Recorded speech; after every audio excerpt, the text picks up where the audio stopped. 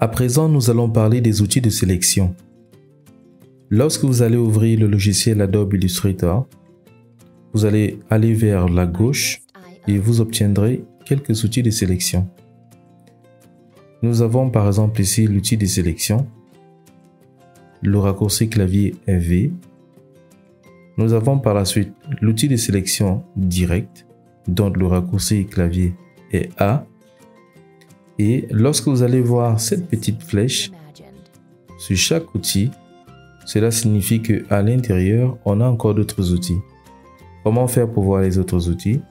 Je vais faire un clic enfoncé sur l'outil en question et je vais voir d'autres outils qui sont cachés en arrière.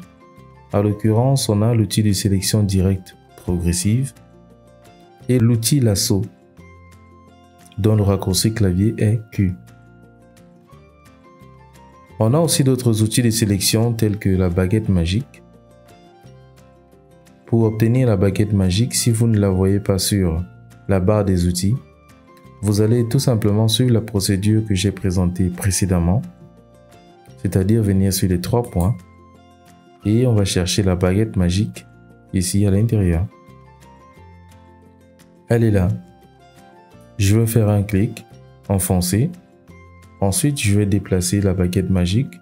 Je vais lui trouver une place dans mes outils. À présent, je peux réduire tout ça et je peux sélectionner mon outil et l'utiliser.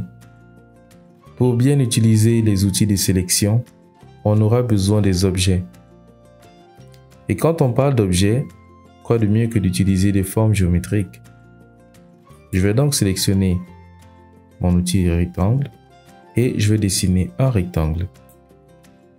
Je vais aussi sélectionner mon outil ellipse et je vais dessiner un ellipse.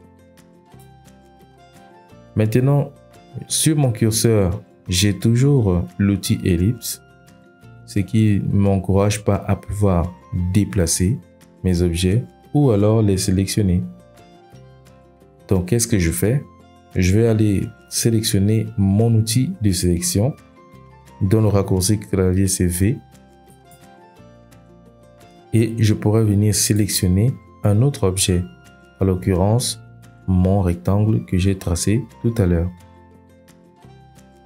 Je peux donc aussi sélectionner mon ellipse sans souci. Je vais changer à présent les couleurs pour qu'on puisse bien voir les comparaisons. Je vais aussi changer la couleur de notre rectangle.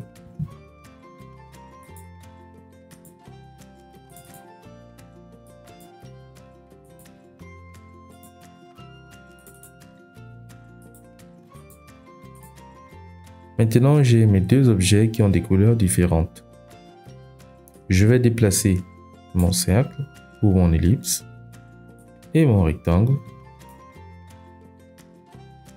grâce à mon outil de sélection.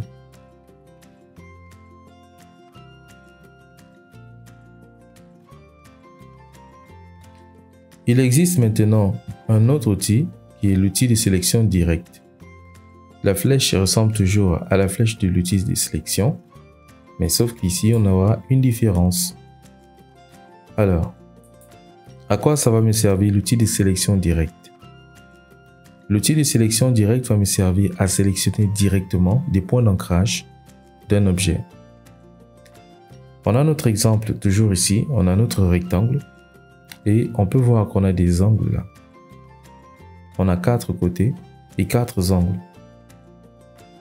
Si je veux modifier les positions de mes angles ou des trajectoires, je pourrais venir cliquer ici, vu qu'on a un point d'ancrage, et je vais changer la trajectoire. Je pourrais le faire pour tous les angles, comme ça.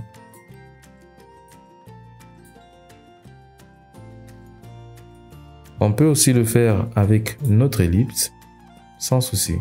On va juste sélectionner d'abord notre ellipse. On va repérer les différents points d'ancrage qu'on a. En l'occurrence ici, je peux repérer le premier qui est situé là en haut, le deuxième, le troisième et le quatrième. Je vais donc tout simplement sélectionner sur le point d'ancrage et je vais déplacer. Et là, je suis en train d'appliquer des modifications. Si je viens essayer là en bas, je pourrais faire aussi la même chose. C'est un moyen efficace que vous pourrez utiliser dans l'avenir pour pouvoir créer des logos.